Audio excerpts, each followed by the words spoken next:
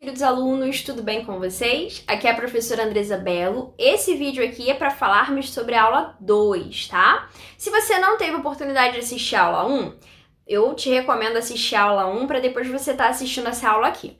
Nós estamos fazendo aqui uma leitura comentada da nossa apostila. A apostila desse modo tá muito fácil, muito tranquilo. Os nossos vídeos são inclusive bem curtos, justamente porque a nossa apostila tá bem tranquila. Aqui eu coloquei, o que nós vamos fazer na aula de hoje, que é fazer ali a leitura e a explicação da apostila. Se você reparar, a apostila tem 10 páginas, mais ou menos, sendo que metade da 10ª página são ali as referências bibliográficas. Então eu tô separando uma média de 3 páginas por aula para a gente poder fazer a leitura. Quarta aula é a aula ali que a gente deixa para fazer a nossa prova. E deixando um recadinho especial que na aula que vem, a nossa terceira aula, será a data ali para a entrega dos nossos trabalhos de conclusão de módulo. Aí eu vou pedir para que você tenha bastante atenção para colocar ali o anexo na pasta corretinha, tá bom? Vai ter uma pasta ali escrito trabalhos referente ali à disciplina de funcionários da escola, tá? Tem também na nossa aula de hoje esses vídeos aqui de apoio. Eu vou estar colocando na descrição da nossa postagem para que você possa estar acessando esses vídeos e estar enriquecendo aí o seu conhecimento, tá bom? Bem, nós chegamos aí numa parte que vai falar sobre a origem e a trajetória dos funcionários da escola. Como que ocorreu, vamos dizer assim, como se desenvolveu o ambiente escolar aqui no Brasil. A gente sabe que antes ali do início da colonização brasileira, nós não tínhamos, entre aspas, uma educação em termos assim institucionais, tá? Obviamente que educação ela não ocorre só dentro das escolas. Existe educação no seio familiar, nas manifestações sociais, enfim, a gente vê isso na lei, A LDB, Lei de Diretrizes e Bases, artigo 1º já vai falar sobre isso. Porém, aqui nós estamos falando de educação escolar como nós conhecemos hoje, uma instituição de ensino que prepara para a cidadania, enfim. Então, a gente vai começar a ver esse registro ali próximo, à colonização. Logo após a colonização, começa ali a preocupação da formação do povo brasileiro, digamos assim, tá? Então, origem e trajetória dos funcionários da escola. Após 49 anos da chegada dos portugueses em terras brasileiras, desembarcaram os primeiros professores do Brasil. Quem foram esses primeiros professores do Brasil? Nós tivemos ali os padres jesuítas, isso mesmo, tá? Nossa educação ela começa com os padres jesuítas, obviamente ali juntamente com aquela ideia de catequese, mas com grande significado para a nossa formação, tá bom? Esses padres jesuítas no Brasil, em relação ali à educação, ela vai estar sob o comando do padre Manuel de Nóbrega. Além dos jesuítas, desembarcaram também outra peça importante para o desenvolvimento educacional no país, que foram ali os irmãos coadjutores, tá?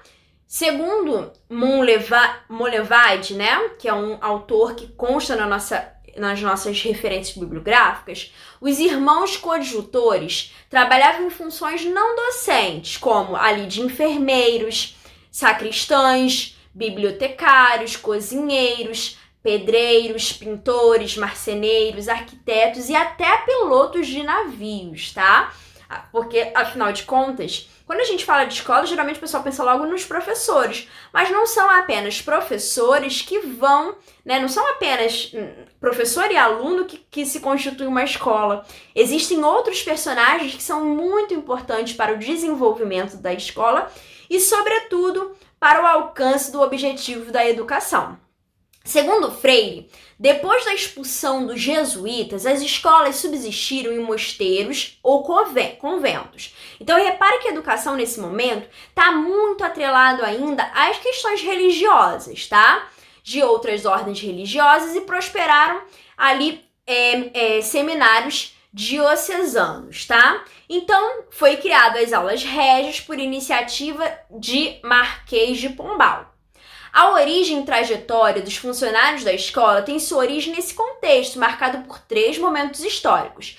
De 1549, lembrando que a colonização se inicia no ano de 1500, a 1759, período em que os jesuítas ensinavam, a qual os funcionários da escola eles eram compostos em sua maioria por irmãos coadjutores, tá? De 1759 a 1888, os funcionários eram escravos trazidos da África. E de 1889 até os dias atuais, caracterizou-se em 3 formas de ingresso: pela via clientelística, pela impessoalidade burocrática, por meio de concurso público e por meio de empresas terceirizadas. Hoje é até mais comum por meio de concurso público ou empresas terceirizadas, né?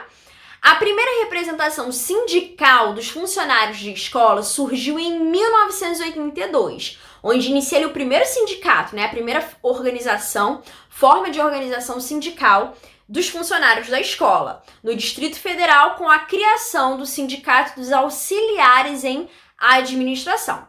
Depois foram criados, né, em São Paulo, e também ali o Sindicato dos Trabalhadores em Educação no Paraná, tá?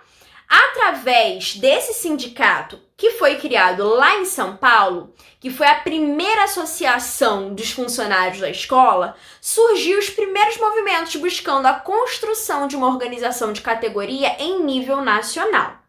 Em 1990, a Organização de Funcionários da Escola e uma entidade de representação nacional unificaram-se em torno de uma única entidade, a Confederação Nacional dos Trabalhadores em Educação.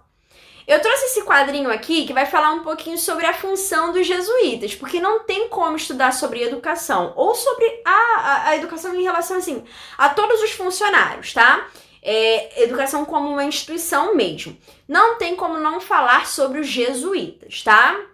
Então, a história da educação brasileira pós-descobrimento começa com a chegada dos jesuítas em 1549. Lembrando que não quer dizer que antes dos portugueses não havia educação, mas nós estamos falando na educação próxima ao que é nos nossos dias atuais, tá?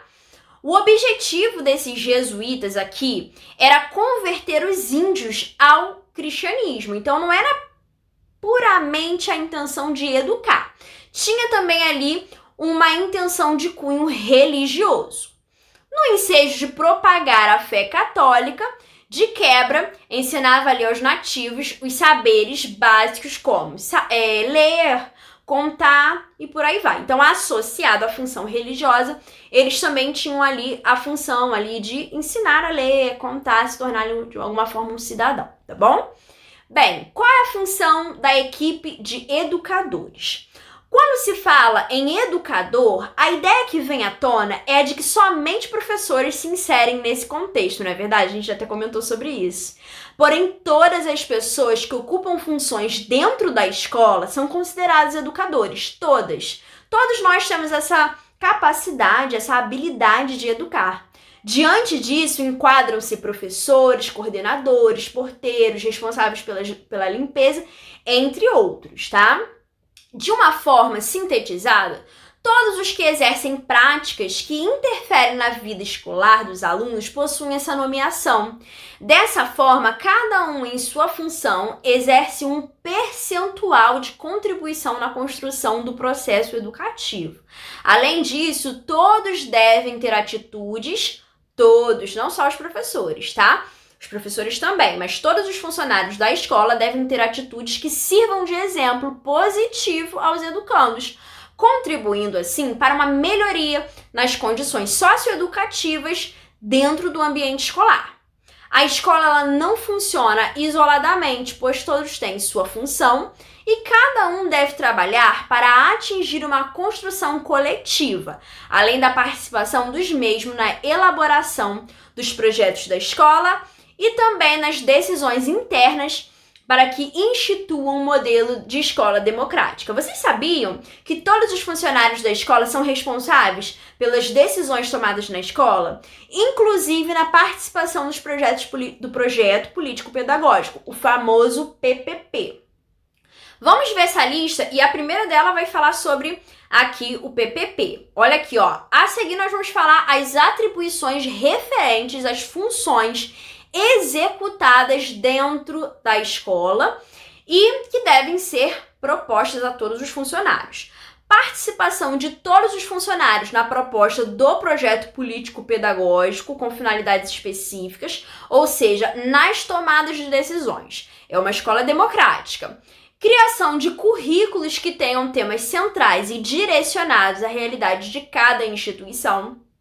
Estipular métodos avaliativos, informar as datas das provas e os critérios adotados em sua elaboração.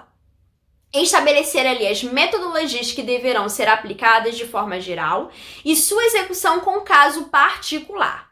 Enumerar todos os materiais didáticos pedagógicos necessários para a consolidação do projeto da escola.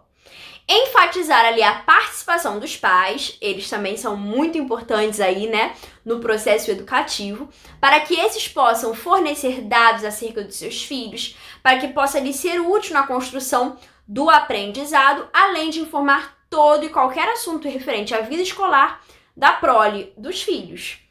Instituir discernimento crítico de convivência entre todos os que integram a escola, ou seja, uma boa convivência entre as pessoas adultas e também dos alunos.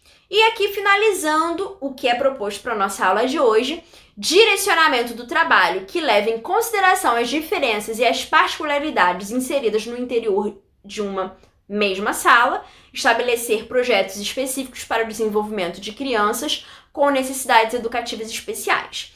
Eu espero que você tenha gostado desse vídeo. Ele é curtinho, mas a gente está conseguindo aí ler toda a nossa apostila juntos. Não deixe de assistir também ali os vídeos de apoio que eu coloquei na nossa plataforma. Vamos conversar aí na nossa plataforma, vamos interagir. Estou disponível dentro do nosso horário aqui, né, da nossa aula, para tirar todas as dúvidas, inclusive dúvidas ali referentes aos nossos trabalhos, tá bom? Um grande beijo para vocês, queridos. Até a próxima. Tchau, tchau.